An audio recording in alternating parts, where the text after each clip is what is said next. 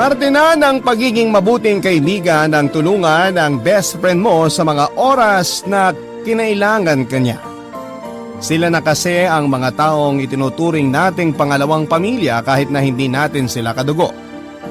Ikaw kapuso, magagawa mo pa rin bang tulungan ang kaibigan mo kahit na alam mong isang buhay na ang pareho ninyong niloloko?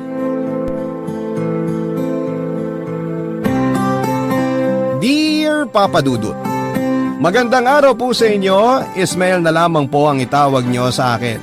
27 anyos at nagtatrabaho bilang bagger sa isang supermarket dito sa Quezon City. Galing po ako sa isang malaking pamilya. 7 kaming magkakapatid at ako ang pangatlong anak ng tatay kong tricycle driver at nanay ko na kasalukuyan namang walang trabaho. Hindi po nabiyayaan ng marangyang buhay ang pamilya namin. Ipinanganak akong mahirap at hanggang ngayon ay matanda na ako ay ganon pa rin ang buhay namin. Nakikitira lang kami sa bahay ng kapatid ng tatay ko na nag-migrate na sa ibang bansa. Bagamat kamag-anak ay buwan-buwan pa rin kaming nagbabayad ng renta sa kanila. Hindi pa kasama dito ang binabayaran namin sa kuryente at tubig.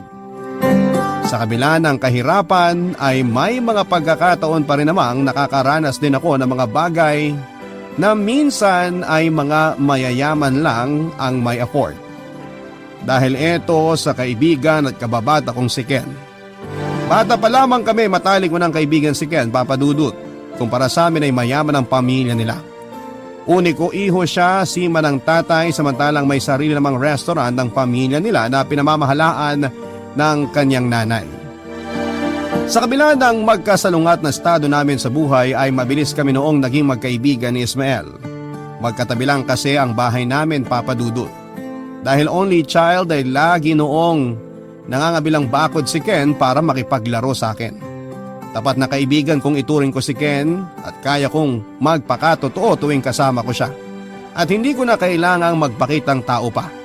Kahit na mayaman ay hindi ako nalilimutan noon ni Ken na ambunan ng mga bagay na meron siya.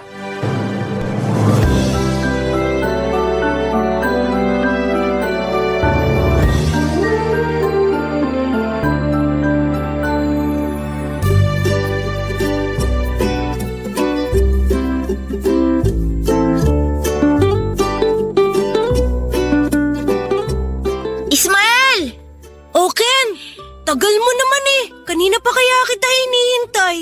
Ayaw akong palabasin ni Mami kanina eh. May tutor pa kasi ako kaya hindi ako nakapunta kaagad dito. Anong tutor? Tutor, parang teacher din na tinuturuan ako sa mga subjects natin sa school. May classmate ka rin ba sa tutor? Wala! Mag-isa lang akong tinuturuan ni Teacher Marie. Teacher Marie? Yan ang pangalan ng tutor mo? Oo! Galing naman. Pero hindi ba nakakatamad yun? Pagod ka na nga sa school tapos may tutor ka pa pag-uwi. Okay lang naman kasi pwede ako maglaro tsaka kumain habang nagtututor.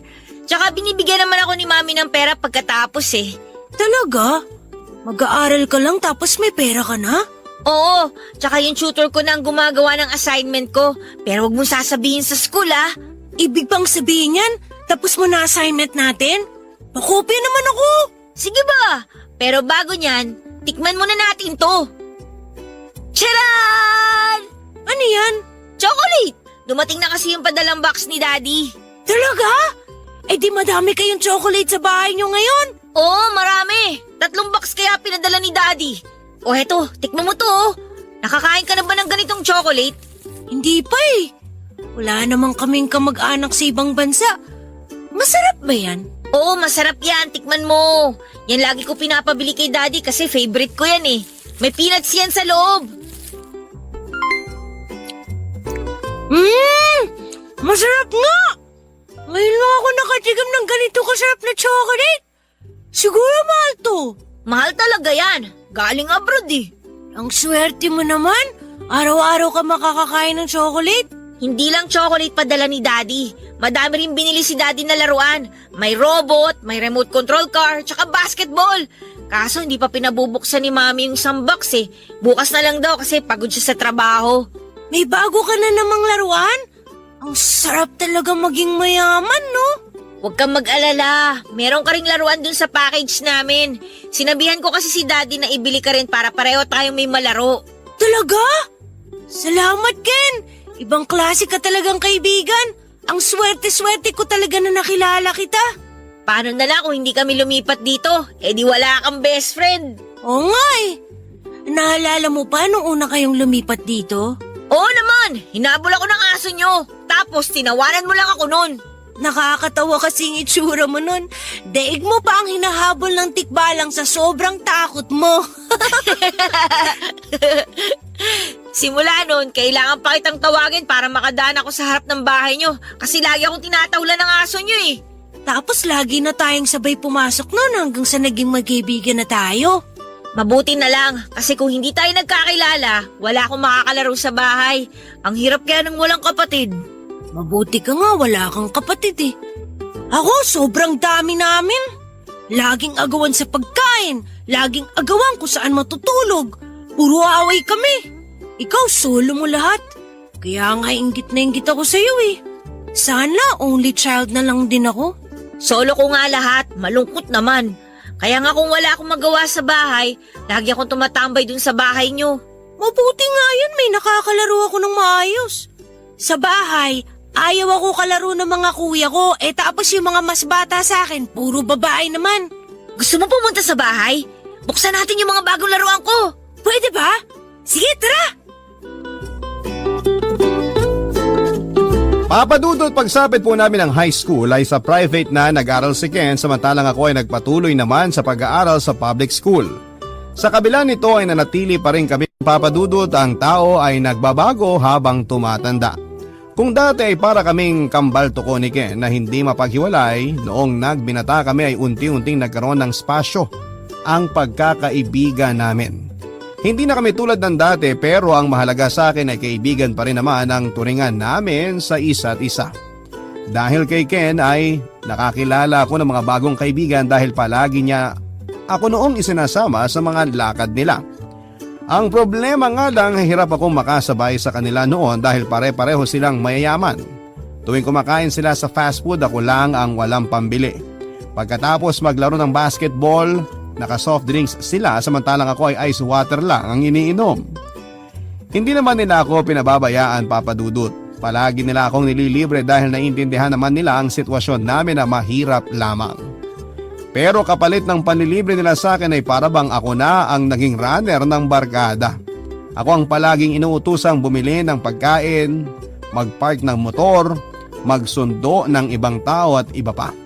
Tuwing may inuman nga kami noon ay ako ang laging taga-bili ng alak, taga-timpla, taga-luto ng pulutan at taga-ligpit kapag lasing na ang lahat. Hindi naman ako noon nagreklamo dahil kahit papaano ang mga bagay na yun na lamang ang mayaambag ko sa grupo dahil hindi naman po ako mayaman. Ang mahalaga ay masaya ako kasama ang mga bago kong barkada. Isa pa po ay si Ken lang ang kaisa-isa kong kaibigan na itinuturing ko ng parang kapatid. Kahit na minsan ay para bang mababa lang ang tingin niya sa akin ay hindi ko na lamang binibigyan ng mali siya ang pagbabago ng ugali niya.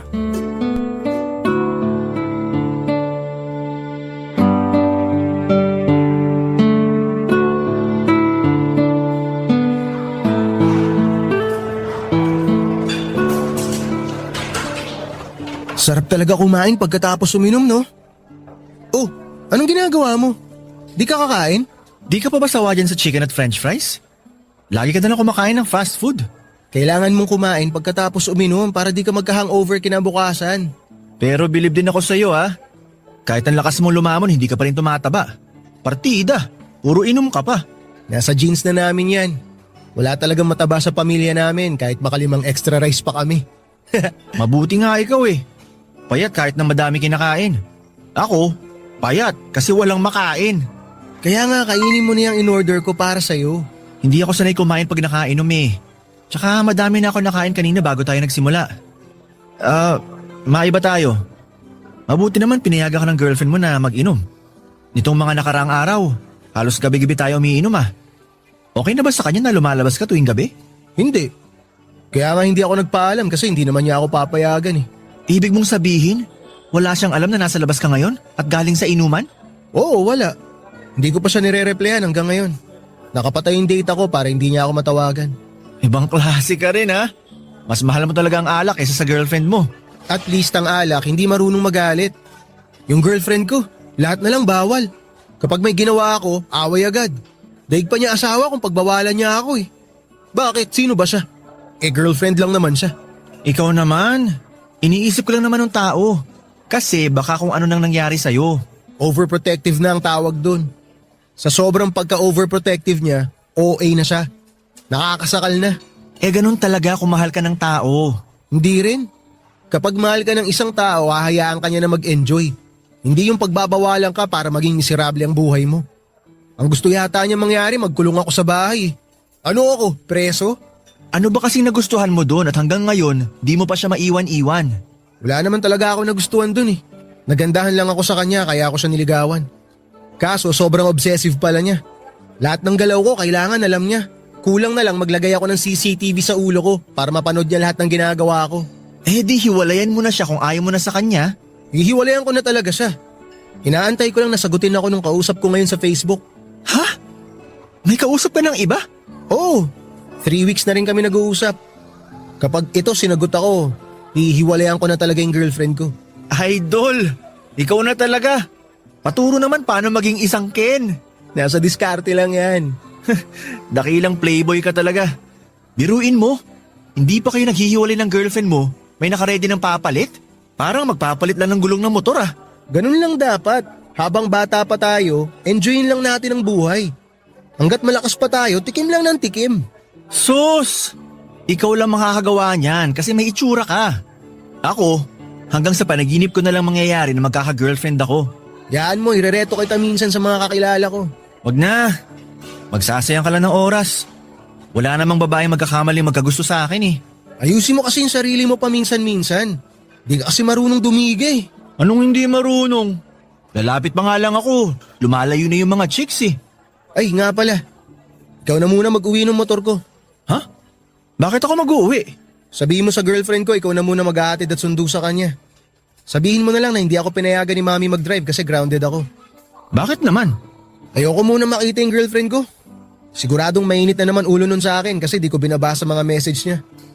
Hayaan ko munang lumamig ulo niya bago ko sa hiwalayan. Hihiwalayin mo na talaga siya? Kawawa naman yung tao. Kasalanan din naman niya eh. Nakaka-turn off kaya yung mga ganong klaseng tao.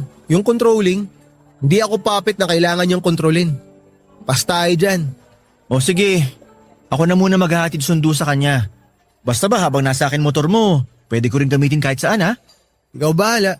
Ayos! Papadudot hanggang sa magtapos kami sa college ni Ken ay gano'n na ang naging setup naming dalawa. Ako ang laging tagasalo kapag sawa na siya sa girlfriend niya. Laging ako ang inuutusang makipagkita, makipag-usap at minsan ay magbalik ng mga gamit lalo na kapag malapit na niyang hiwalayan ang mga nobya niya. Papadudot, alam kong hindi maganda ang ginagawa ni Ken na parang ginagawang disposable ang mga kababaihan, pero wala naman ako sa lugar para magsalita dahil malaki ang utang na loob ko kay Ken at sa pamilya niya. Simula pagkabata ay napakalaki na ng naitulong nila Ken sa pamilya namin. Palagi sila nagpapadala ng pagkain sa bahay tuwing may sobra sila. Monthly din silang nagbibigay ng bigas para may pangkain kami. Tuwing nangangailangan ng pera si nanay ay palagi siyang lumalapit sa mami ni Ken para humiram ng pera. Malaki ang pasasalamat ko kay Ken. Kaya kahit utos-utusan niya ako ay okay lang sa akin dahil kailanman ay hindi ako pinabayaan ng kaibigan ko. Isa pa ay masyado ng personal kapag nakialam pa ako sa buhay niya, Papadudot. Baka masabihan pa akong pakialamero kaya pinipili ko na lamang ang manahimik. Baka ito pa ang maging dahilan ng pagtatapos ng pagkakaibigan namin kapag pinagsabihan ko siya sa mga maling ginagawa niya. Ayoko rin namang maging bida-bida dahil katulad nga ng sinabi ko, Papadudot, ay wala ako sa lugar para magmarunong.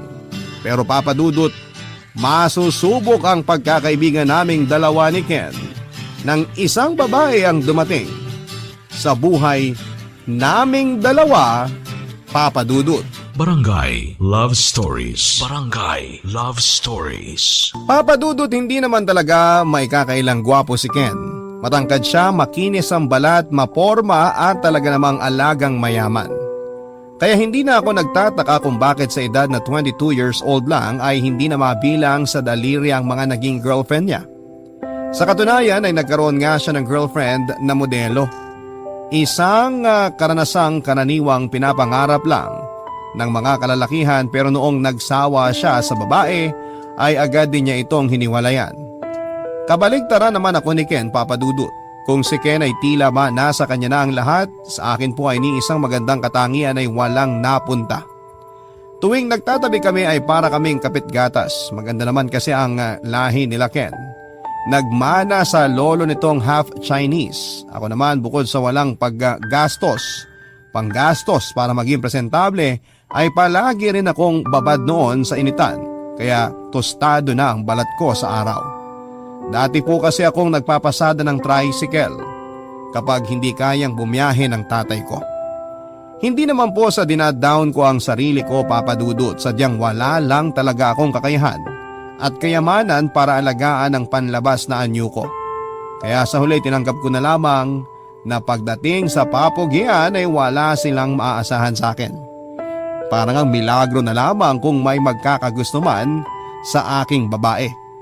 Dahil dito ay sapat na sa akin na maging taga-suporta na lamang ni Ken sa kanyang malawak na love life.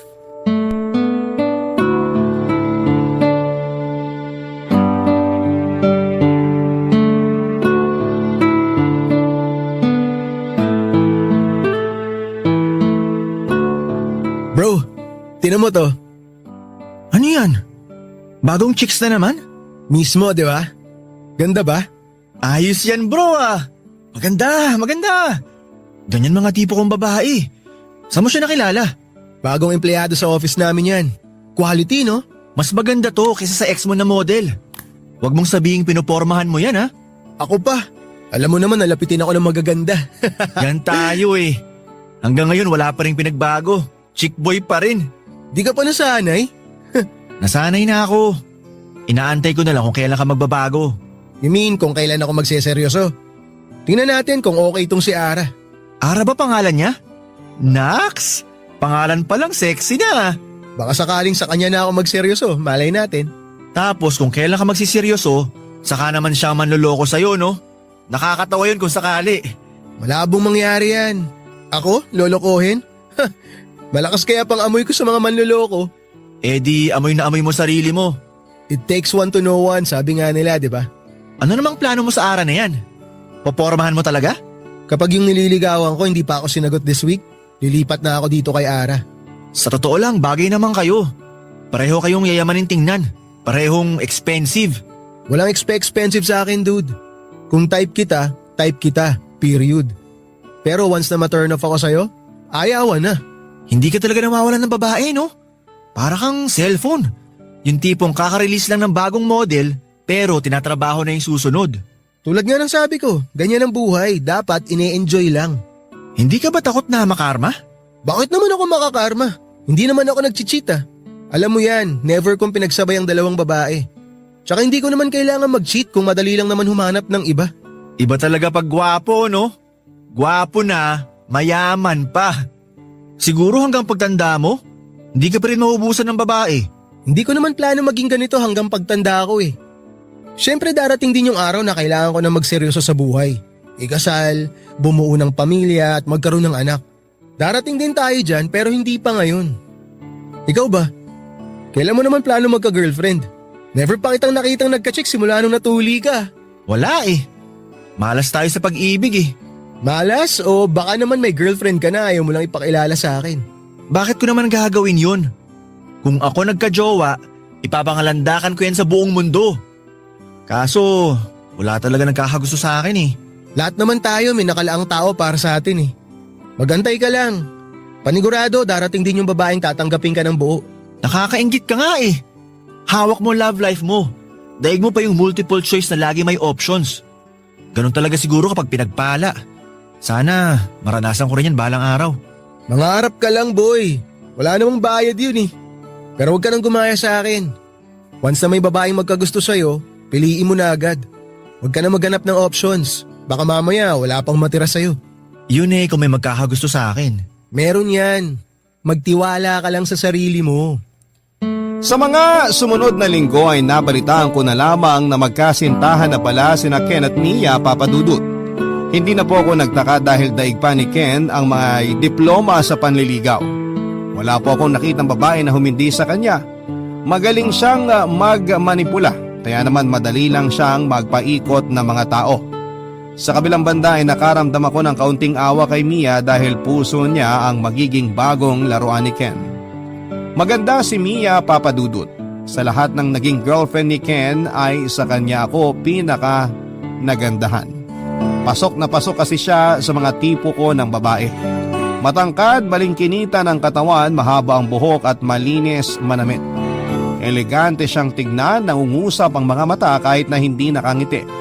Siya yung tipo ng babaeng mahirap mapasiguro ang pinakamasayang araw na nangyari sa akin, Papadudut. Lumipas nga ang mahigit 5 buwan ay unti-unti rin nagsawa si Ken kay Mia. Expected ko na yon, Papadudut. Dahil kalimitang 5 buwan lang talaga nagtatagal si Ken sa mga nagiging kasintahan niya. Pero ang pinagtataka ko, kahit sawa na si Ken kay Mia ay ayaw pa rin niya itong pakawalan.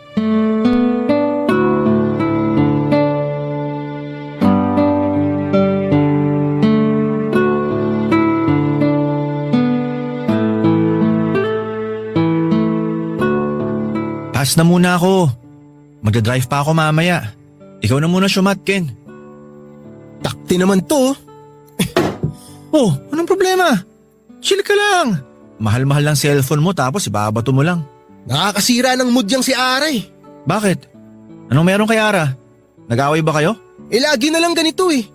Nakakasawa, buwisit. Ano na namang pinagawayan nyo? Ano pa nga ba? Dating problema. Pare-pareho lang naman yung mga babaeng yan eh.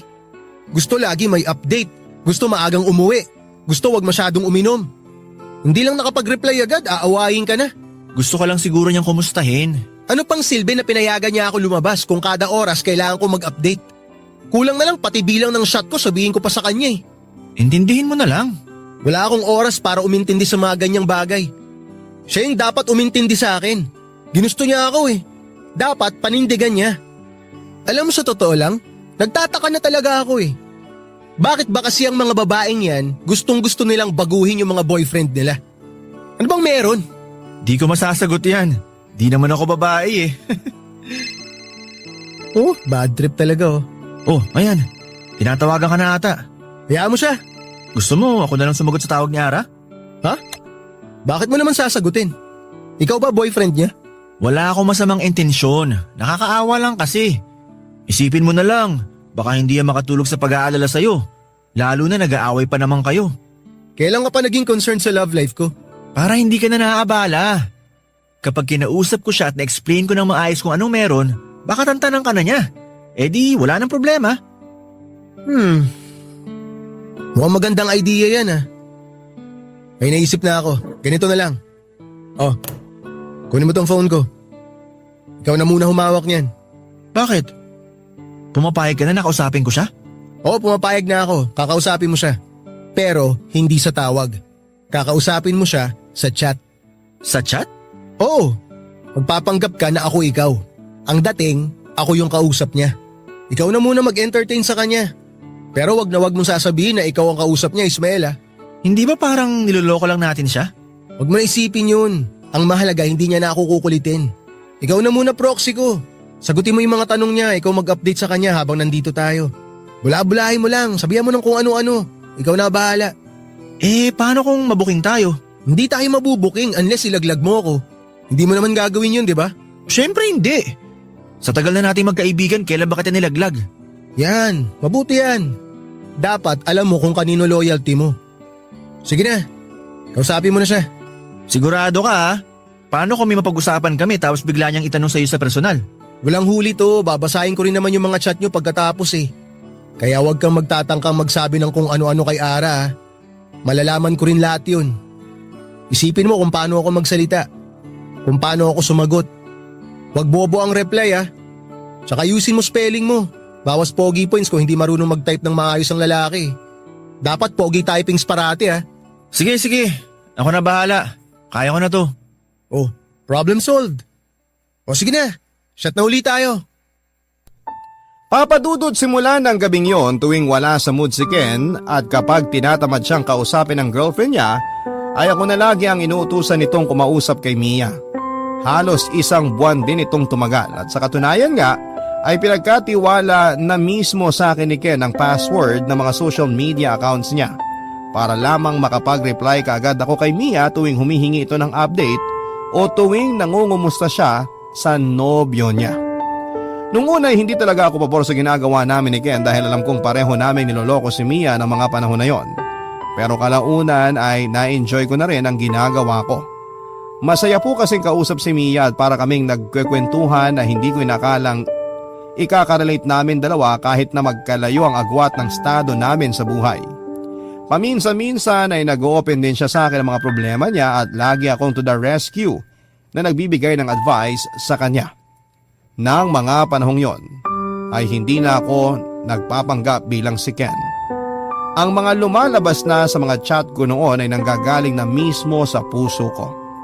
Ang feeling ko noon, Papa Dudut, ay sobrang gwapo ko habang kausap ang para sa akin pinakamagandang babae sa balat ng lupa. Papa Dudut, hindi naglaon sa hindi sinasadyang pagkakataon ay unti-unti na ngang nahuhulog ang loob ko kay Mia. Barangay Love Stories. Barangay Love Stories. Papadudod kung kailan na-fall na ako kay Mia ay saka naman ako biglang pinatigil ni Ken sa pakikipag-usap sa kanya. Hindi na noon maganda ang relasyon nilang dalawa at pinag-iisipan na ni Ken kung hihiwalayan na ba niya si Mia. Nalungkot ako na nawala na ako ng pagkakataong makausap ang babaeng gusto ko pero sa parehong pagkakataon ay masaya akong sa wakas ay tuluyan na siyang makakawala mula kay Ken. Hindi po kasi deserve ni Mia na maloko. Masakit mang aminin pero alam ko kung gaano katindi ang pagmamahal ni Mia kay Ken. Nakakasama lang ng loob dahil hindi ito makita ni Ken. At ang tingin lang niya kay Mia ay parang gamit na kapag pinagsawaan na niya ay ibabasura na lamang niya basta. Naisip ko noon na sabihin na lamang kay Mia ang katotohanan. Gusto ko na noong ipaalam kay Mia na ako ang kausap niya nitong nakaraang buwan at hindi si Ken. Pero pinigilan ko ang sarili ko. Ayokong masira ang tiwala sa akin ng best friend ko at lalong ayokong masira ang pagkakaibigan naming dalawa, Papa Dudut. Kaya naman kahit masakit para sa akin ay nanatili akong tahimik sa gilid habang pinapanood kong paanong masira ang relasyon ng best friend ko at ng taong mahal ko. Hanggang sa dumating na nga po ang araw na nag-decide na si Ken na tuluyan ng hiwalayan si Mia.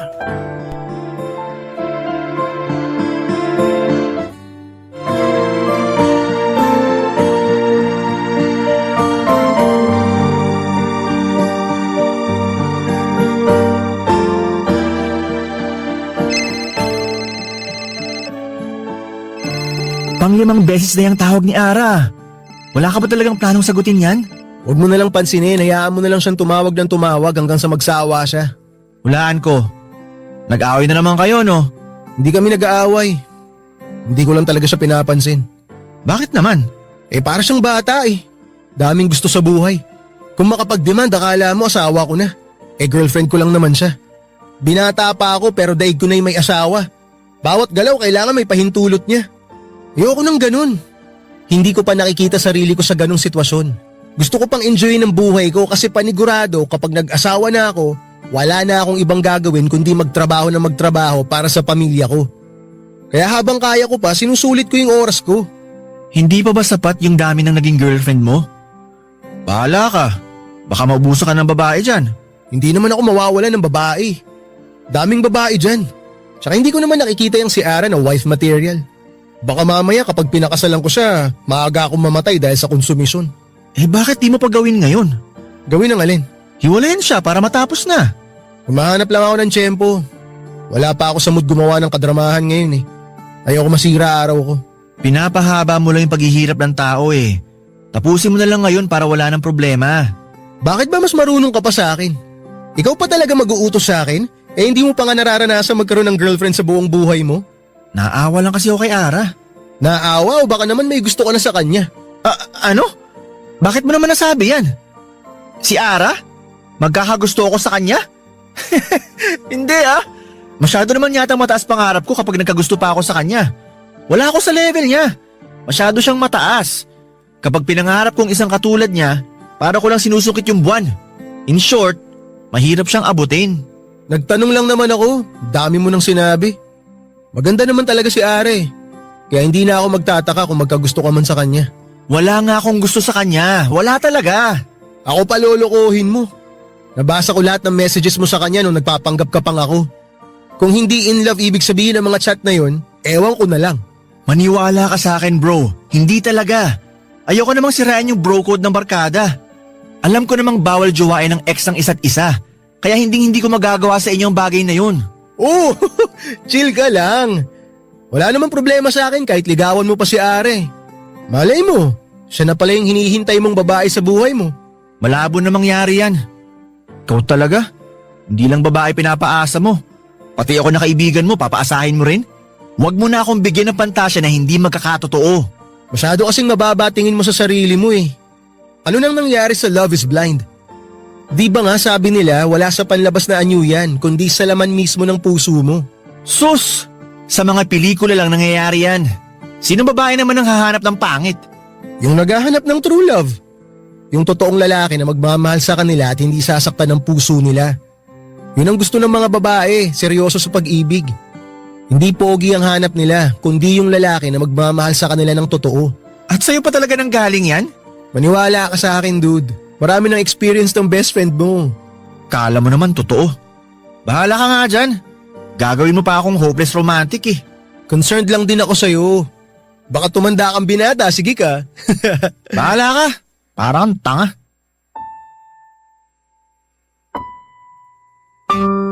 Papa Dudut, medyo nakaramdam ako ng inis kay Ken ng mga panahong yon.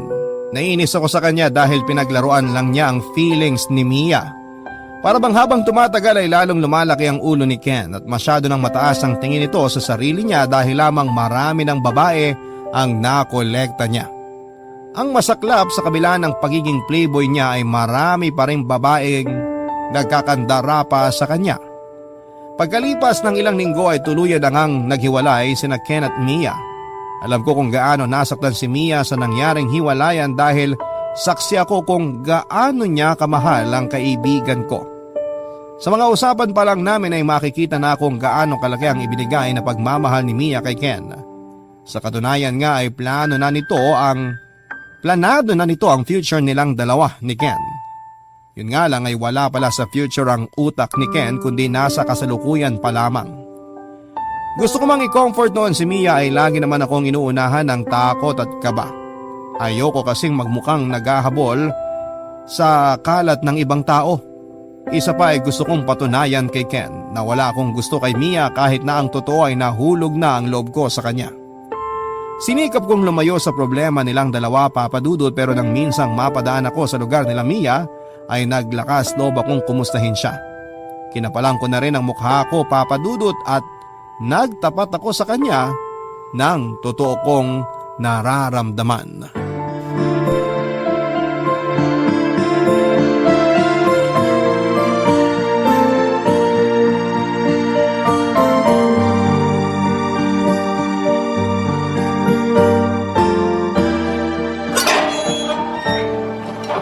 Ismael? Naparito ka. May kailangan ka ba? Kasama mo ba si Ken?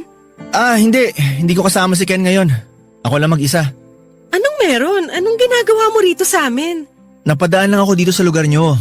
Alam kong malapit lang tong bahay nyo kaya naisip ko na kumustahin ka. Ganun ba? Akala ko naman pinadala ka ni Ken para kausapin ako. Inaasahan mo ba na pupuntahan ka ni Ken? Hindi naman.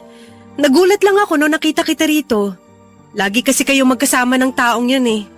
Kung nasan siya, lagi ka ring nandun. Magkaibigan na kasi kami simula pagkabata eh. Natural lang na lagi kami magkasama. Kumusta na pala siya? Si Ken? Huwag mo nang alalahanin yun.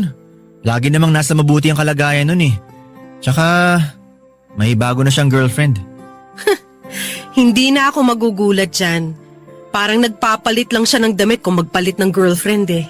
Ikaw, kumusta ka na? I'm okay. Thanks for asking. Still hurting pero kinakaya. Wala eh. Nagmahal ako ng maling tao eh. Sobra akong umasa sa thought na baka magbago siya. Baka mabago ko siya. Pero sarili ko lang pala niloloko ko. Saka na lang siguro magbabago yun kapag bumalik na sa kanya yung pinaggagawa niya. Siguro nga. Pero sana wag na niyang hintaying mangyari yun. Kasi hindi niya alam kung gaano kasakit ang maging broken-hearted. Kung para sa kanya, laro-laro lang yung ginagawa niya, hindi niya alam nakakasakit na pala siya. Wag mo nang isipin yun. Siguradong matindi ang balik ng karma sa kanya. Tsaka mag-move on ka na rin sa kanya. Mahirap mag-move on eh. Lalo na kung sobra-sobra mong minahal yung tao. Huwag kang mag-alala. Darating din yung tamang tao para sa'yo na magmamahal din sa'yo ng sobra. Malay mo, kausap mo na pala ngayon yung hinahanap mo. Ano? Ikaw talaga sobrang joker mo. Pero totoo, Totoo na. sabi nga nila, hindi naman nasusukat sa itsura yung pagmamahal eh. Kaya… Wait lang. Sorry. Seryoso ka ba sa sinasabi mo? Oo, seryoso ako, Ara. Simula nung nagkausap tayo, na-develop na yung feelings ko sa'yo eh. Nagkausap tayo? Kailan? Nung magkakasama tayo nila Ken? Hindi ko alam kung dapat ko bang sabihin to sa'yo pero gusto ko lang malaman mo na may pagkakataon noon na ako ang nagpapanggap na Ken tuwing kachat mo siya. Ako nakakausap mo ng mga panahong magkaaway kayo ni Ken. Yung late night talks na umaabot ng umaga, ako yun, hindi si Ken. Hindi naman ako ganon ka-dense, Ismael. Alam ko na hindi si Ken ang nakakausap ko noon. Halata naman eh. Pero ang hindi ko alam, hindi ako aware na ikaw pala yun. So you mean kasabwat ka niya? Magkasama kayo sa panloloko sa akin? Hindi naman sa ganun. Naaawa lang ako sa'yo noon kaya ako pumayag na gawin yun. Kung naaawa ka sa akin, dapat binigyan mo na lang ako ng heads up kung saan papunta yung relationship namin ni Ken. Hindi yung sinabayan mo pa siya sa kagaguhan niya. Nakakadismaya sa totoo lang. Pero ano pa bang magagawa natin? Tapos na ang lahat. Wala nang sense kahit na magalit pa ako sa'yo. Para saan pa, di ba?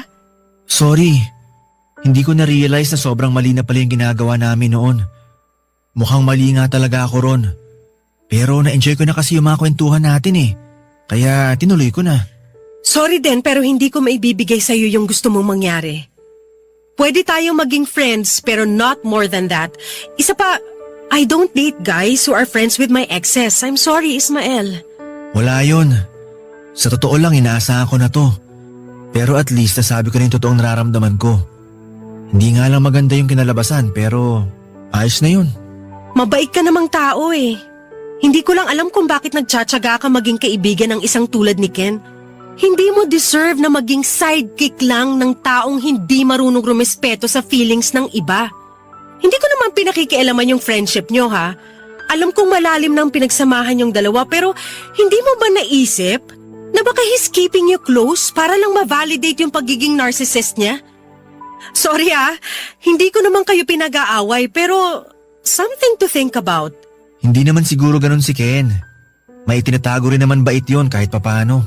Oh well, good luck na lang sa inyong dalawa.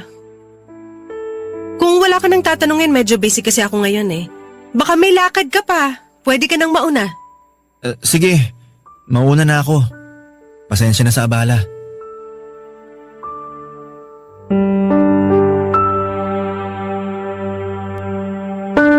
Papadudot masakit ang ma-reject pero mas lumalamang ang saya ko na kahit papaano ay inamin ko kay Mia ang tunay na nararamdaman ko. Hindi man maganda ang kinalabasan ay wala akong pagsisisi. Ang mahalaga sa akin ay maisip ni Mia na kahit talikuran siya ng buong mundo ay may isang Ismael na humahanga at sumusuporta sa kanya. Sa naging pag-uusap namin ni Mia ng araw na yon, Papadudot, ay marami akong napagtanto. May punto siya sa mga sinabi niya. Sa hinaba-haba ng pagsasama namin ay para lamang ako naging sidekick ni Ken. Ako ang karaniwang tumatapos sa mga sinisimulan niya. Ako ang gumagawa ng mga bagay na ayaw niyang harapin at palaging ako ang sumasalang sa mga bagay na kung tutuusin ay kayang-kaya naman niyang gawin. Para niya akong ginawang alala ay kapalit ng ilang tulong para sa akin at sa pamilya ko. Papa Dudut, habang buhay kong tatanawin na utang na loob ang pagtulong ni Ken at ng mga magulang niya sa amin. Pero sa pagkakataong pong yun ay unti-unti na akong dumistansya sa kaibigan ko at napag-isip-isip ko na hindi ko na kayang suportahan ang mga ginagawa niya, kaya mas mabuting lumayo na lamang ako sa kanya. Hindi nga po naglaon, Papa Dudut, sa mga sumunod na taon ay tuluyan nang naghiwalay ang landas namin ni Ken. Ni hindi man lang siya nagtaka kung bakit bigla na lamang ako nawala sa buhay niya. Ni hindi niya ako kinumusta sa haba ng panahong hindi kami nagkita. Siguro nga ay wala nga talaga siyang paki sa akin. Pinatunayan lamang niya na totoo ang mga sinabi ni Mia noong araw na yon. And speaking of Mia, ay meron na po siyang boyfriend sa ngayon. Matagal-tagal na rin sila at ang chismis ay malapit yata silang ikasal. Ako naman hanggang sa ngayon ay single pa rin, pero hindi pa rin po ako nawawala ng pag-asa na sa tamang panahon ay darating din ang taong para sa akin. Hanggang dito na lamang po ang kwento ko, Papa Dudut, at maraming salamat. Pusin ang pag-aaral ko noon sa kolehiyo kasi alam ko naman na palagi akong may pera. At nang huminto ako sa pag-aaral ay nag-focus ako sa pagiging drummer sa isang banda dahil passion ko talaga ang music. At sa isang music festival na tinutugtugan namin ay doon ko naman nakilala ang babae na nagpatotoo sa akin ng mga salitang love at first sight, Papa Dudut.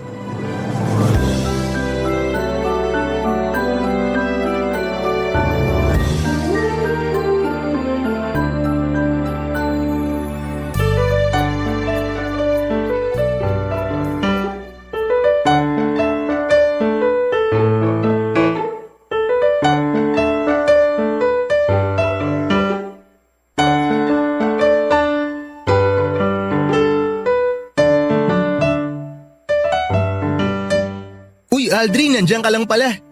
Kanina pa kita hinahanap eh. Ba't mo naman ako hinahanap? Ay nga pala, niligpit na mga gitara. Kapag nakuha ko na yung talent fee natin, pwede na tayo sumibat. Wala ka na bang panggas? Gusto mong yosi? Hindi yung mga yan ang dahilan kung bakit kita hinahanap. Ha? Ano pala? Bro, nakita ko kasi na kinakausap mo kanina yung host nitong music festival eh. Ah, si Aika? Aika ba yung pangalan niya? Yung chinita na tisay tapos medyo hindi katangkaran? Oo, siya nga. Madalas na kasi siyang host ng mga music festival. Kaya kilala ko na rin siya. Ang ganda naman ng pangalan niya. Bagay na bagay sa ganda ng mukha niya. Itong tropa ko, oh. Mukhang tinamaan ka kay Aika ah. Ang ganda kasi talaga, bro. May boyfriend na ba yun? Ang alam ko, wala. Ihikan kasi yun sa grabe kong rumakit. Kaya walang oras mag-love life. Sakto pala eh. Anong sakto? Di ba may girlfriend ka? Wala na. Mag-iisang buwan na akong single. Talaga ba? Parang nung isang linggo lang, nakita ko may kadate kang babae ah. Wala na rin yun. Nakadate ko lang naman ng isang beses yun pero wala ring dating eh. Ang bilis mo naman magsawa. Hindi man lang umabot sa second date. Ganun talaga. Kesa magsayang pa kami ng mga laway at oras namin sa isa't isa. Aldrin, favor naman oh. Pakilala mo naman ako kay Aika. Mukhang tinamaan talaga ako eh. Palagi ka naman tinatamaan basta nakakita ka ng tisay. Iba talagang tama ako ngayon bro. Mukhang magtitino na ako this time. Sus! Ilang beses ko na rin narinig sa'yo yan. Iba nga talaga ngayon, Pexman. Oh, bro. Ayan si Aika oh. Mukhang dadaan dito sa pwesto natin. Pakilala mo ako ha. Dali na. Ngayon lang naman ako hihingi ng pabor eh. Libre kita ng yosi mamaya. Pati na rin ang alak hanggang malunod ka. Sige na. Basta ipakilala mo lang ako sa kanya, please. Sige na. Kaya relax ka lang. Papalapit na siya dito eh. Hi, Aika. Hi Aldrin! Ang ganda ng tugtog nyo kanina. Talaga? Nagustuhan mo? Oo, ang tas kaya ng energy ng mga tao nung kayo na yung tumutugtog sa may stage. Ang galing nyo nga eh. Hindi naman masyado. Sakto lang. Aray! Oh, bakit? Wala. Biglang sumakit tong tagiliran ko. Parang biglang may sumiko. Oo nga pala. Tropa ko sa drummer ng banda namin, si Chris. Chris, si Aika. Hi Aika. Nice to meet you. Ang ganda mo pala talaga sa malapitan. Ang bilis mo namang mambola, Chris. Pero nice to meet you din. Kailangan ko na rin palang umalis kasi mag-aayos pa ako ng mga gamit ko. Okay, sige. Bye, Aika. Babay din sa inyo.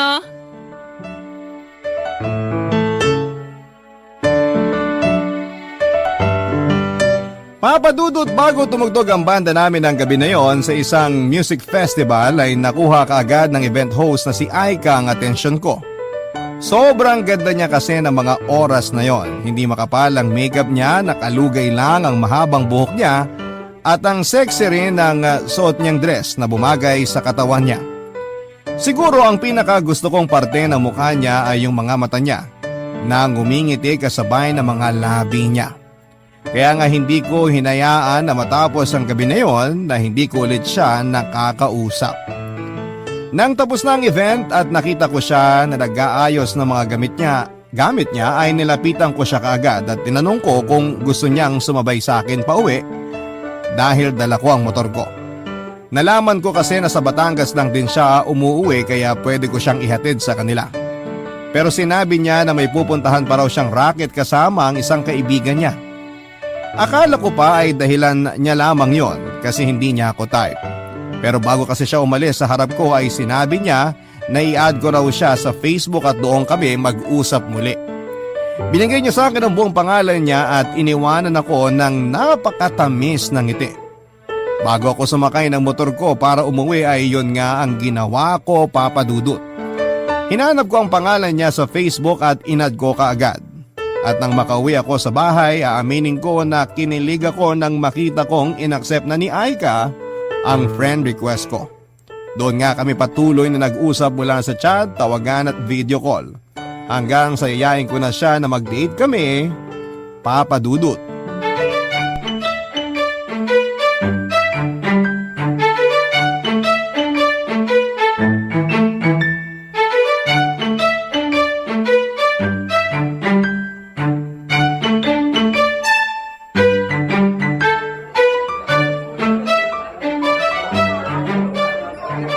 Nagustuhan mo ba yung kape dito? Oo naman. Lalo na tong in-order ko. Sakto yung timpla sa lasa na gusto ko. Yung nagtatalo yung pait at tamis. Mabuti naman at nag-e-enjoy ka kahit papano. Anong kahit pa paano? Sobrang nag-e-enjoy ako dito kasama ka, Chris. Talaga? Ang saya mo kasing kasama. Mula dun sa pinasyalan nating falls, kinainan natin na masarap na lumihan, hanggang dito sa coffee shop. Lahat yun na-enjoy ko. Lalo na ngayon kasi ang relaxing ng ambience sa lugar na to. At saka, ang ganda pa ng tanawin dito sa spot natin. Pero, mas maganda pa rin yung nakikita ko mula dito sa kinauupuan ko. Parang ewan naman to eh. Chris? Oh, bakit? Anong ginawa ko? Ay nako, ewan ko sa'yo. Nako-conscious na ako sa pagtitig mo sa akin eh. Pasensya na kung napapatitig ako. Pero totoo naman kasi. Ang ganda-ganda mo talaga, Aika. Ilang ulit mo nang sinabi yan mula kanina. Hindi ka pa nagsasawa. Hindi. Hindi ako magsasawa na titigan ka, promise. Ewan ko sa'yo. Pero thank you ha. Thank you para saan? Para dito, sa pamamasyal natin, road trip, saka food trip. Sobrang nag-enjoy talaga ako kasi ngayon lang ako nakapamasyal ng kagaya nito. Naging busy rin kasi ako sa mga racket ko. Kaya ayun, nawala na ako ng oras para mag-enjoy. Nakwento nga ni Aldrin sa akin na certified lagarista kang araw. Medyo, kasi kailangan eh. Breadwinner kasi ako, tapos may 5 ako mga kapatid na pinag-aaral ko ngayon. Ang dami mo palang mga kapatid? Oo, ang sipag kasing magmahala ng parents ko. Ayun nga lang, maagang kinuha sa amin si nanay, kaya kailangan ko rin kumayod ng maaga. Umalis muna ako sa bahay namin sa La Union kasi mas malapit ang Batangas sa mga racket na pwede kong pasukin. Nakakamiss lang talagang makasama si tatay at yung mga kapatid ko. Pero wala eh. Kailangan kong tiisin yung lungkot para hindi kami pare-parehong magutom at maghirap. Alam mo, ang swerte ng pamilya mo sa'yo, lalo na ng mga kapatid mo. Kasi nagkaroon sila ng isang mapagmahal na ate na kagaya mo. Maswerte rin naman ako sa kanila. Kasi pinagbubuti nila ang pag-aaral nila bilang kapalit ng mga pagsisipag ko sa mga racket ko. Ikaw ba? Anong pinagkakaabalahan mo bukod sa pagbabanda? Wala masyado. Paano wala masyado? Bukod sa pagro-road trip at food trip, wala na ako ibang trip na gawin sa buhay. Ibig sabihin, wala kang ibang trabaho o responsibilidad sa buhay? Wala. Kasi sapat naman yung monthly allowance na pinapadala sa akin ni Mami. Minsan nga sobra pa eh. Ang sarap naman ng ganong sitwasyon. Sana lahat kasing swerte mo sa buhay. Kasi ako, parang sinalo ko yata 90% ng problema sa mundong to. Mabuti na lang talaga kahit nakakaramdam ako ng pagod sa pagiging breadwinner ko, nasusuklian naman yun ng ngiti at yakap ng mga kapatid ko. Basta makita ko lang sila na masaya, masaya na rin ako. Masaya ako kahit minsan nakakapagod ang magkaroon ng ganitong klaseng buhay. Papadudot na ikwento naman na sa akin ng katropa kong si Aldrin na lagarista nga daw si Aika. Pinapaso ang iba't ibang racket para lamang kumita ng pera. Kilala niya na kasi ito dahil mas matagal nang nagbabanda sa akin si Aldrin. Madalas daw talaga si Aika ang kinukuha na host sa mga event at small time na music festival na tinutugtugan niya. Pero hindi ko inaasahan noon na ganon pala talaga siya kalakas na rumakit. DJ na siya sa isang online radio, pumupunta pa siya sa mga event para mag-host, kumakanta sa resto bar tapos nagmo-model din siya. Ang kwento nga ni Aika ay panganay siya sa 6 na magkakapatid at wala na siyang nanay.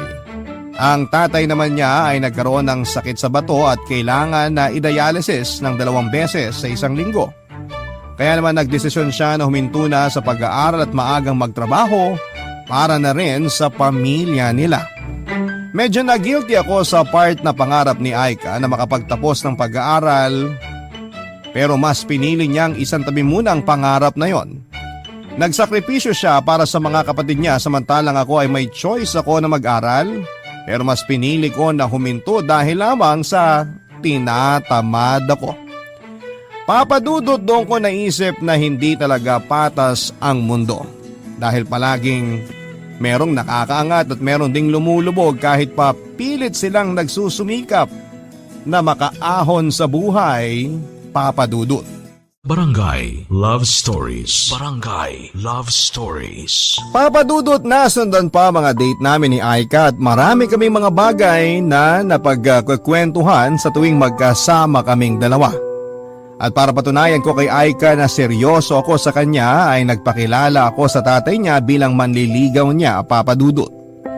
Kahit kabado ako ay sumama ako kay Aika na umuwi ng La Union at humarap ako sa tatay pati na rin sa mga kapatid niya. Natuwa naman ang tatay ni Aika at sinabi nito na ako lang daw ang naglakas loob na umakyat ng ligaw sa bahay nila. Kaya naman nakuha ko kaagad ang boto niya pati na rin ng mga kapatid ni Aika. Hindi nagtagal, papadudot ay nakuha ko na rin ang pagmamahal at tiwala ni Aika dahil sinagot na niya ako, papadudot.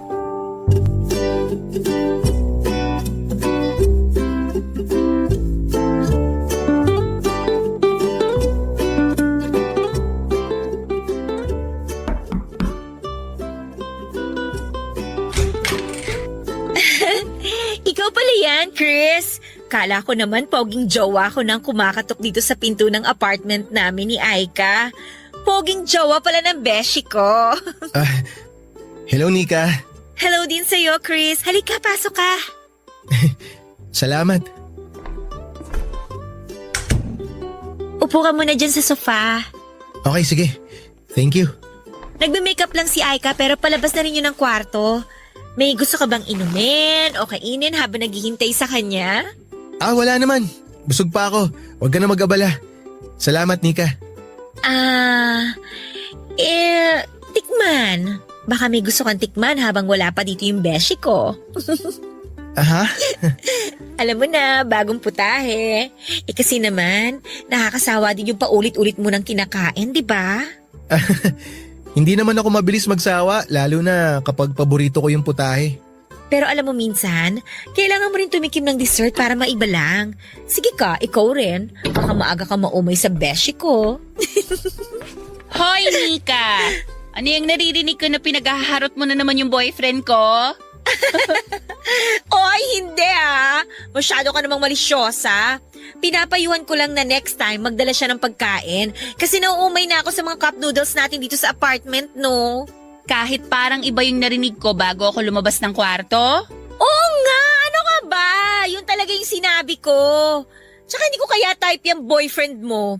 O siya, sige na, babalikan ko lang yung nilalaban ko. Ingat ka sa racket mo, Beshi ha. Tsaka i-text mo ako, okay? Oo, magti-text agad ako sa'yo. Okay, very good. Iwan ko muna kayo dyan ha. Sige Nika. Ang kulit talaga ng kaibigan mo, no? Sobra. Pagpasensyahan mo na ha. Ganun lang talaga magsalita yun. Ayos lang, nasasanay na rin naman ako. Ayos lang ba yung makeup ko ngayon? Saka yung pagkakapusod ko sa buhok ko? Oo naman, ang ganda mo nga eh. Talaga? Oo, maganda ka talaga. Tsaka kahit naman anong ayos ng buhok mo, kahit wala ka pang makeup, maganda ka pa rin sa paningin ko, baby. Naku ha, binobola mo na naman ako. Hindi pambobola yun, maniwala ka. Alam mo naman na ikaw ang pinakamagandang babae sa paningin ko eh. Baby, saan nga pala racket mo ngayon? Doon lang sa isang hotel na malapit dito, na-invite ako para kumanta sa isang private party. Maliit lang ang bayad pero okay na rin kaysa walang racket. Pwede ba ako manood? Ha? Hindi eh. Kasi private party yun. Kaya hindi pwedeng pumasok yung mga walang invitation. Sayang naman. Kasi gusto rin kitang mapanood na kumanta eh. Next time na lang, promise. Kapag hindi private party yung racket ko. Tara na baby. Baka malate pa ako sa racket ko eh. Papadudot kapag ang mga racket ni Aika ay mag-host ng mga private party ay napapansin ko na madalas mas makapal ang makeup niya at mas revealing ang suot niyang damit. Medyo malaki pa naman ang dibdib niya kaya mas lalo yung nagmumukhang revealing. Kaya may mga oras na nagdadala talaga ako ng extra jacket para may maipasuot ako sa kanya lalo na kapag hinahatid o sundo ko na siya sa racket niya. Mabuti na lang talaga papadudot kahit papaano ay may motor ako kaya nagagawa ko siyang sunduin at ihatid. Kasi baka mabasto si Aika kapag bumabiyahe siya pauwi ng ganon ang suot niya tapos wala pa siyang ibang kasama. Alam ko naman papadudot na ginagawa yon ni Aika para makuha ang atensyon ng ibang prospect client sa mga party na pinupuntahan niya. Na hindi lang husay sa pag-host sa event o pagkanta ang meron siya. Kung hindi pati na rin ang magandang mukha niya at sexy na katawan. Hindi rin naman palagi na revealing ang mga suot niyang damit o makapal ang makeup niya. Depende yon sa mga racket na pupuntahan niya. Alam naman din niya ang limitations niya sa ginagawa niya. Hindi siya yung tipo na madikit sa mga tao lalo na sa mga lalaki. Alam niya kung papaano dumistansya kapag iba na ang gustong i-offer ng mga taong nakapaligid sa kanya at may tiwala ko sa kanya na kahit papaano na kaya niyang protektahan ang sarili niya, papadudot.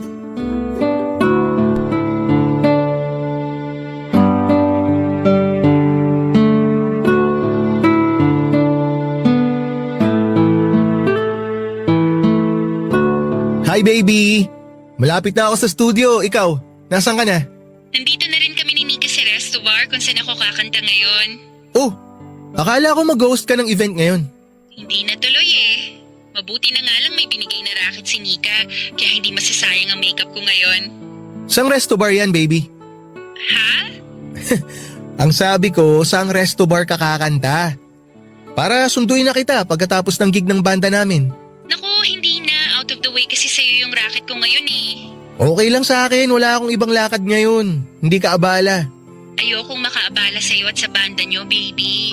Kaya huwag mo na akong alalahanin. Saka kasama ko naman si Nika ngayon. May kasabay akong umuwi mamaya. Sigurado ka ba na ayaw mo akong pumunta dyan? Oo, kasi kapag sinundo mo ko, maiinis naman si Nika kasi mawawalan siya ng kasabay na umuwi. Sabagay, may point ka. Basta mag-iingat ka ha. I love you. I love you too, baby. Bye!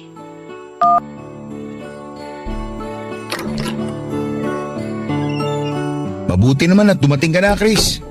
Nasaan na ibang kabanda natin? On the way na raw. Medyo maaga pa naman kaya okay lang kahit wala pa sila. Bakit pala hindi mo kasama si Aika? May racket siya ngayon? Anong racket niya? Mag-host ba siya ng event? Hindi hosting eh. Kakanta raw siya sa isang resto bar. Saan resto bar daw yun? Hindi ko nga alam eh. Hindi niya na sinabi. Sayang naman. Kasi kung magtatagal siya doon, pwede sana tayong dumiretso doon pagkatapos ng gig natin. Yun nga rin yung sabi ko sa kanya. Pero ang sabi naman ni Aika, kasama niya raw si Nika kaya hindi ko na kailangan sumunod dun. Si Nika yung maingay na babaeng kasama niya sa apartment, di ba? Yung pinakilala niya nang minsan dumalaw tayo doon sa kanila. Oo, siya nga yun. Alam mo, sa totoo lang, hindi ko gusto yung dating ng babae na yun. Oh, bakit naman? Kasi masyado siyang maingay? Ganun lang talaga yung si Nika pero mabait naman yun. Mukha naman talaga siya mabait. Kaya lang kasi, may naririnig ako tungkol sa kanya. Ha? Ano naman yun? Ang sabi kasi nung isang kabanda natin, nag-escort service daw yung si Nika. Hindi nga ako naniniwala kasi di ba? Ang kailangan dun maganda. Pero naisip ko na sexy naman si Nika. Kaya hindi imposible yun kahit hindi siya kagandahan. Uy, grabe ka naman kay Nika, bro. Baka naman chismis lang yan. Sana nga chismis lang.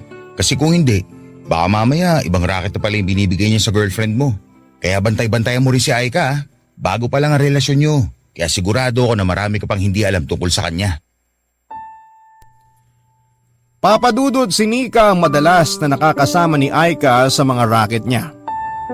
Kung anong revealing minsan ang mga sinusuot ni Aika ay mas revealing ang mga damit ni Nika at mas makapal din ang makeup nito. Tapos medyo bastos pa ang mga salitang lumalabas sa bibig niya. Madalas nga ay sinasaway na siya ni Aika sa mga pagmumura niya o kaya ay bastos na mga salitang sinasabi niya. Tinatawanan ko lang yon kahit ang totoo ay medyo naiilang ako sa mga kilos niya. Sa totoo lang din, papadudod ay hindi ko gusto na madalas siyang sinasamahan ni Aika. Pero syempre ayoko namang maging controlling na boyfriend sa kanya at mas nauna nang nakilala ni Aika si Nika. Sino ba naman ako para kontrolin siya sa mga bawat kilos at desisyon na ginagawa niya? Sigurado naman ako na kahit ganon si Nika, hindi nito na-impluensyahan si Aika ng kahit na anong tungkol sa masamang bagay na ginagawa niya, papadudot. Barangay Love Stories. Barangay Love Stories. Papadudot, medyo nainis rin talaga ako sa mga sinabi ng kaibigan kong si Aldrin tungkol kay Nika. Ang dating kasi sa akin ay parang ang bilis niyang maniwala sa mga chismis na halata namang hindi totoo. Kahit na gano'n ang ugali, pananalita at kilos ni Nika, imposible na pasukin niya ang gano'ng klase ng trabaho. At mas imposible na maging bayarang babae rin ang girlfriend ko. Siguro ay binase rin ni Aldrin ang pananamit at makeup ni Nika ang naging panguhusga niya. Ganon naman kasi talaga ang tao, hindi ba? Mas nauuna pa tayong manghusga sa kung ano ang nakikita ng mga mata natin at sa mga naririnig ng mga tenga natin. Minsan ay hindi na tayo gumagawa ng paraan para malaman kung ano ba talaga ang totoo sa hindi. At yon ang bagay na kinainis ko kay Aldrin. Hindi siya dapat naniniwala sa mga naririnig niya mula sa ibang tao. Pero hindi ko na lamang pinahalata sa kanya kasi alam ko naman na concerned lamang din siya sa akin, pati na rin sa girlfriend kong si Aika. Siguro nga hindi pa talaga ganong katagal ang relasyon namin ni Aika, papadudod, pero sapat na ang panahon na nakasama ko siya para makilala ko siya bilang isang malinis na babae. Isa siyang mapagmahal na anak, kapatid at girlfriend. Yun ang paulit-ulit kong tinatatak sa isipan ko. Kahit minsan napapansin ko na rin ang mga kakaibang tingin na ginagawa niya sa mga matatandang lalaki o kaya ay foreigner na lumalapit sa kanya at nag-aabot ng calling card sa mga event na pinupuntahan niya, papadudot.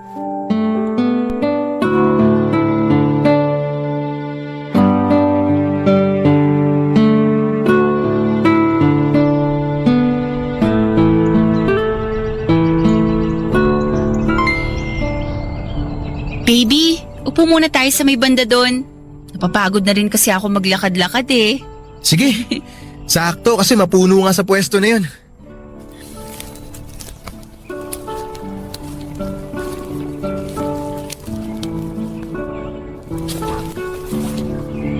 Oh, dito ka mo po, baby. Ay, sa wakas, nakaupo rin. Medyo sumakit yung mga paa ko dun sa paglakad-lakad natin ah. Mabuti na lang may malapit na pwesto dito na pwedeng upuan. Tsaka hindi rin gaano mainit ang panahon ngayon kaya masarap talagang mamasyal at magpahinga pagkatapos ng mahabang lakaran. Buti nga dito mo naisip sa Plaza Mabini mag-celebrate ng monthsary natin ngayon eh. Palagi na rin kasi tayong kumakain sa mga restaurant kapag special day natin. Kaya ito yung pumasok sa isip ko na gawin natin ngayong araw na to. Tipid na, enjoy pa. Agree ako dyan sa sinabi mo, baby. Teka, ubusin ko lang tong banana ko yung nahawa ko. Natunaw na rin kasi yung asukal sa sobrang tagal ko kumain. Tutulungan na nga sana kitang ubusin yan eh. Alam mo naman kasi kung gaano ako kabagal kumain. Baby, may question pala ako. Ano yan? Gaano na kayo katagal na magkaibigan ni Nika? Wait lang, baby ah. Lunukin ko lang tong saging na nasa bibig ko bago ko sagutin yan. So ayun na nga, magkaklase kami nung high school sa La Union. Doon talaga nag-start yung friendship namin. Nang makagraduate kami, pumunta na siya dito sa Batangas para magtrabaho. Kaya nang malaman niya na kailangan ko ng trabaho, tinulungan niya ako kaagad. Matagal-tagal na rin pala talaga kayong magkaibigan, no? Oo, close kasi talaga kami nung high school. Buti nga naisipan ko siyang i-message para tulungan ako na makapagtrabaho. Kasi kung hindi dahil sa kanya, hindi ako magkakaroon ng iba't ibang racket. Pero lahat naman ng trabaho niya malinis, di ba? Ha? Anong ibig mong sabihin? Wala siyang maling ginagawa. Kumbaga, marangal naman yung mga trabaho na pinapasok niya. Tsaka mga trabaho na binibigay niya sa'yo, di ba? Oo naman, syempre. Ano ba kasi nasa isip mo, Chris? Wala naman akong iniisip na masama. May narinig lang kasi ako na uso raw kasi ngayon yung mga racket na hindi magandang pasukin. Natakot lang ako na baka mamaya iba na pala yung binibigay ni Nika sa'yo na trabaho. Medyo nag-alangan lang ako kasi baka hindi na disenteng trabaho yung pinapapuntahan niya sa'yo eh. Mabait na tao si Nika. Matagal ko na siyang kaibigan. Kaya sana, huwag mo siyang pag-isipan ng ganyan. Alam ko naman na mabait siya. Iba pa rin kasi yung nag-iingat ka. Chris, kung ano man yung iniisip mong negative tungkol kay Nika, hindi siya ganon, okay? Hindi porke maingay, taklesa at minsan bastos ang bibig niya, iisipin niyo na kaagad na pakawala siyang babae. Mabait ang kaibigan ko at wala siyang kahit na anong masamang bagay na ginagawa. Oo, alam ko yun. Naniniwala naman ako sa'yo. Huwag ka na magalit, baby. Ang hirap kasi sa inyo, masyado kayong judgmental. Ay, tara na nga, umuwi na tayo. Napagod na rin kasi ako. Oh, baby, wait lang! Aika, hintayin mo ako! Papadudot, alam ko na sumama din ang loob ni Aika sa mga sinabi ko, pero gusto ko lang maging open sa kanya tungkol sa bagay na nasa isip ko. Ganun pa man ay hindi ko hinayaan na matapos ang araw na yon na hindi kami nagkakaayos. Kaya dinala ko siya sa isang malapit na beach bago kami umuwi para lamang ma-relax ang isipan niya at makapag-usap kami ng maayos. At kagaya nga ng inaasahan ay naging okay na rin ang lahat sa pagitan naming dalawa. Nang muli ako mag-sorry sa kanya na sinamahan ko pa ng pagbibigay ng masarap na buko juice. Papadudot, aaminin ko na may mga pagkakataon na hindi ko na rin maiwasan na pag-isipan na may ginagawang hindi maganda ang girlfriend ko. Pumasok na noon sa isipan ko kung paano kung tama nga ang mga naririnig ko tungkol sa kaibigan niya o sa kanya. Paano kung hindi lahat ng racket niya ay malinis, hindi kagaya ng sinabi niya sa akin? Paano kung nagsisinungaling lamang siya? May mga racket kasi siya na inaabot siya ng madaling araw o kaya ay umaga na siyang nakakauwi. Kagaya na lamang nang tawagan ko siya minsan para yayain na makipag-date. Gabi na rin yon at gusto ko sana na mag-road trip kaming dalawa pero ang sabi niya, rumaraket daw siya ng event hosting para sa isang private company. Nag-offer ako na sunduin siya pero tumanggi siya dahil baka raw matagalan pa siya bago makauwi, papadudot. Umaga na nang i-text niya ako na nasa bahay na siya para magpahinga. Kapag mga ganong oras ang racket niya ay sobrang bibihira siyang magpasundo o magpahatid sa akin, papadudot. Para bang ayaw niya na makita ko kung sino ang mga kasama niya. Hindi rin kasi siya nagpo-post sa social media niya ng tungkol sa racket na yon. Alam ko na hindi naman lahat ay kailangang i-post. Pero kilala ko kasi si Aika na mahilig mag-promote ng mga niraracket niya kagaya ng pag-host ng event, modeling, pagdi-DJ sa radio online at kung ano-ano pa. Pero kapag rumaracket siya na madaling araw sa mga private party na sinasabi niya ay hindi niya yon na pinapaalam sa mga kaibigan niya o followers sa social media. Pero hindi naman siya palaging ganon. May mga oras pa rin na nagpapasundo siya sa akin kapag gusto niya na dumiretso kami ng pamamasyal pagkatapos ng racket niya. Kagaya na lamang nang tawagan niya ako isang gabi para magpasundo siya sa akin kinabukasan sa isang condo hotel. Doon daw kasi ang racket niya at gusto niya na mamasyal kami kinabukasan. Yun ang araw na kahit kailan ay hindi ko makakalimutan, Papa Dudut.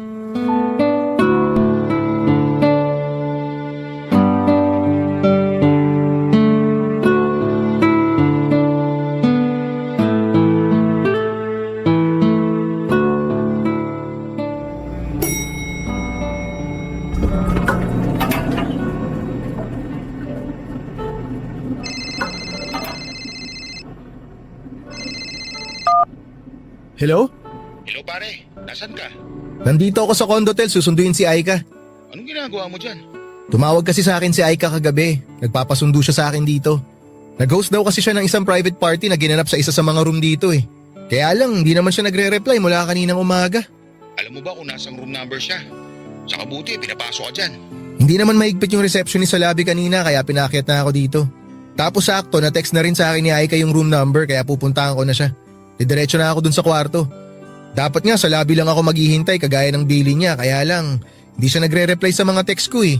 Kaya minabuti kong puntahan na siya. Baka nalasing kaya hindi ka na niya na-replyan. Uy! Ano yun? Ano nangyari sa'yo? Teka bro, parang boses ni Nika yung sumigaw na yun ah. Oh, ano nangyari dyan pare? Hindi ko alam. Narinig ko lang yung boses ni Nika na parang umiiyak. Sige bro, tawagan kita mamaya ah. Sige na. Sige. Parang dun yata nang galing yung sigaw ni Nika. Tsaka bakit parang ang dami ng tao ron? Matingnan nga. Ano kayang meron? Excuse me. Makikiraan lang po. Excuse me, makikiraan sandali. Ano bang... Aika! Sabi na tanggalin niyo na yung komotel! Tanggalin niyo yung komo na nakabigti sa kanya! Ma'am, pasensya na po pero ang higpit kasi talaga ng pagkakatali nitong kumot. Gumawa ka ng paraan! Nika! Ano nangyari kay Aika? Chris! Baby! Chris, tulungan mo! Baby! Si Aika! Tumabi ka nga dyan! Tumabi ka ako na! Ma'am, babalik po kami. Tatawag lang kami ng ambulansya sandali. Ano ba kasi nangyari? Bakit nakabigti siya ng kumot dito sa may bintana? Nika, ano nangyari kay Aika? Hindi ko rin alam eh. Kasi Aika! nagtaka na lang ako kung bakit hindi siya sumasagot sa mga tawag ko. Tapos nang puntahan ko nga siya dito sa condo hotel, sinabi ng receptionist na nag-check out na raw yung foreigner na kasama ni Aika sa kwarto na to. Foreigner? Akala ko ba may private party siya na pinuntahan dito? Anong foreigner? Leche naman kumot to, bakit tayo matanggal? Kasi Chris, hindi naman talaga private party yung pinunta ni Aika dito. Yung foreigner na client niya, yun ang dahilan kung bakit siya nandito. Kaya nga kinabahan na ako nang hindi siya sumasagot sa mga tawag ko eh. Tapos nang dumating ako dito, nag-request na ako na ipabukas yung pinto ng kwarto kung nasan si Aika. Tapos, nakita na namin siya nakabigti dito sa may bintana. Chris, sigurado ako na yung foreigner na yun na may gawa nito kay Aika. Chris, pinatay niya si Aika. Pinatay niya yung kaibigan ko. Ayaw matanggal yung kumot! Wiset! Aika! Bakit ba kasi napakahigpit ng buhol na to? Aika! Aika! Aika, baby! Aika, Baby, please, iniligtas kita! please! Iniligtas kita, Aika! Huwag ka bibitaw, parang awa mo na! Huwag ka bibitaw, huwag mo ko iiwan, Aika! Baby! Aika! Papadudod sa sobrang pagkataranta ko ay nahirapan talaga akong kalasin ang kumot na mahigpit na nakabuhol sa liig ni Aika. Nanginginig na rin kasi ang mga kamay ko habang ginagawa yon at nang sa wakas ay matanggal ko ang buhol. Sinubukan ko pa siyang i-CPR dahil alam ko rin kung paano gawin yon pero bigo na akong mailigtas ang buhay niya. Medyo nakamulat ang namumulang mga mata ni Aika na para bang naghirap talaga siya bago mawalan ng hininga. Namamaga at nangingitim ang mga labi niya at malamig na ang kanyang balat. May ilang pasa din siya sa kanyang katawan at nangingitim na ang kanyang lieg dahil sa pagkakabigti ng makapal na kumot doon. Hindi nagtagal ay dumating na rin ang mga pulis at ambulansya, Papa Dudut. Dahil kadarating ko lamang din na halos na mga oras na yon ay wala ako masyadong naibigay na impormasyon sa kanila kung hindi yung ginawa ko lang na pagkalas ng nakasabit na kumot sa bintana at nakabigti sa leeg ni Aika. Pero nagulat ako nang marinig ko ang mga impormasyon na ibinigay ni Nika sa mga pulis. Sinabi ni Nika na may client daw sila na foreigner na nag-book kay Aika para sa kwarto na yon. Nagtaka ako kasi ang alam ko talaga ay mag-host ng party si Aika. Pero bakit isang tao lang ang tinutukoy ni Nika? Doon ko nalaman ang katotohanan na part-time pala si Aika bilang female escort sa mga foreigner na nagbibigay ng extra service. Pigil ang mga luha ko habang nakikinig pa ako sa ibang detalye na ibinigay ni Aika sa mga pulis, Papa Dudut. Nang gabi raw na yon ay iniwan niya si Aika na nakangiti sa may pinto ng condo hotel. Kumaway pa raw sa kanyang foreigner na nasa loob bago siya umalis. Pero nang umaga na ay nagtaka daw siya kung bakit hindi na raw sumasagot si Aika sa mga text at tawag niya kaya nag-decide na siyang balikan ito. Nalaman niya mula sa receptionist na umalis na nga raw ang naka-check-in na foreigner sa kwarto na yon at naiwan daw ang kasama nito. Kaya doon na raw kinabahan si Nika. Nang hindi sumasagot si Aika mula sa loob ng kwarto ay nag-request siya sa staff na piniting buksan ang pintuan at doon nga ay tumambad sa kanila ang malamig ng katawan ni Aika na nakabigti gamit ang makapal na kumot na nakapulupot sa may bintana. Papadudot sa sumunod pang investigasyon ay nalaman namin na mayaman pala ang foreigner na kasama ni Aika ng gabi na yon. Kaya hindi kaagad ito nakasuhan. Sinabi nito na iniwan nitong buhay si Aika sa loob ng kwarto at iniwanan pa nga ng maraming pera na nakita naman sa loob ng bag ni Aika. Ang pinapalabas ng foreigner noon ay kinitil ni Aika ang sarili niyang buhay na alam kong napaka-imposibleng mangyari. Una sa lahat ay bakit niya gagawin ang bagay na yon malaki ang takot niya sa Diyos. Paano niya magagawang ibigti ang sarili niya napakahirap ibuhol ng makapal na kumot tapos sa may bintana pa. At wala siyang dahilan para tapusin ang buhay niya dahil napakarami pa niyang pangarap para sa pamilya niya. Pero sa kabila ng mga ebidensya na nagtuturo sa foreigner na nakasama ni Aika bilang suspect sa nangyari sa kanya ay hindi pa rin po ito nakulong. Ayon na rin kasi ng tatay ni Aika ng gulo dahil alam niya na malaking tao ang makakalaban nila. Kaya naman nag-decide ito na hindi na magsagawa pa ng autopsy at hindi na rin magsampa ng kaso. Tinanggap na lamang nito na nagpakamatay si Aika kahit na napaka-imposible noon, Papa Dudut. Mabigat para sa akin ang bagay na yon dahil gusto kong mabigyan ng katarungan ang pagkamatay ng babaeng pinakamamahal ko. Pero dahil maagang sinukuan ng pamilya niya ang pakikipaglaban para sa katarungan ng pagkawala niya, wala na rin po akong ibang nagawa kung hindi ang tanggapin ang katotohanan na ang katarungan ay hindi nakukuha ng ganon kadali lamang. Lalo na kung may nakapagitan na malaking halaga ng pera. Ilang taon na rin po ang nakakalipas mula na mangyari ang lahat ng ito sa buhay ko, Papa Dudut. Wala na akong naging balita pa sa foreigner na pinaniniwalaan kong pumatay kay Aika. Siguro hanggang ngayon ay nagpapakasarap pa rin po siya sa buhay. Pero umaasa ako na may kanya-kanyang paraan ng Diyos na maparusahan ang isang makasalanan na kagaya niya. Hindi ko na rin nakausap pa si Nika pero alam ko na nagbagong buhay na siya mula sa naging trabaho niya bilang female escort na may extra service. May asawa at 2 anak na rin po ako sa ngayon pero nananatili pa rin si Aika sa puso ko. May bahagi kasi sa sarili ko na nangihinayang dahil hindi ko man lang siya natulungan na mas ayusin ang buhay niya, Papa Dudut.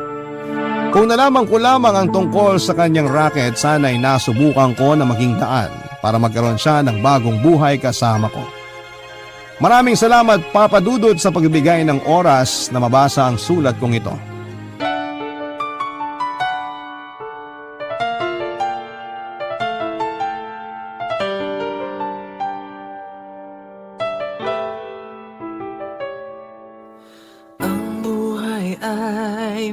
mahiwaga,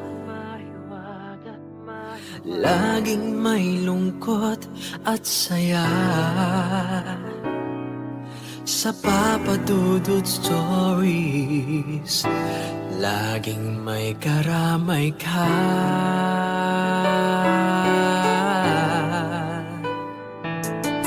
Mga problemang kaibigan,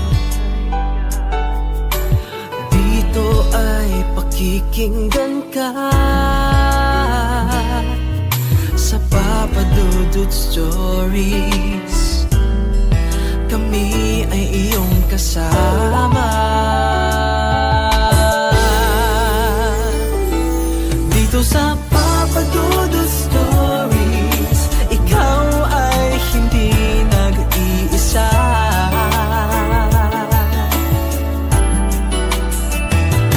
Dito sa Papa Dudut Stories, may nagmamahal sa'yo. Papa Dudut Stories, Papa Dudut Stories,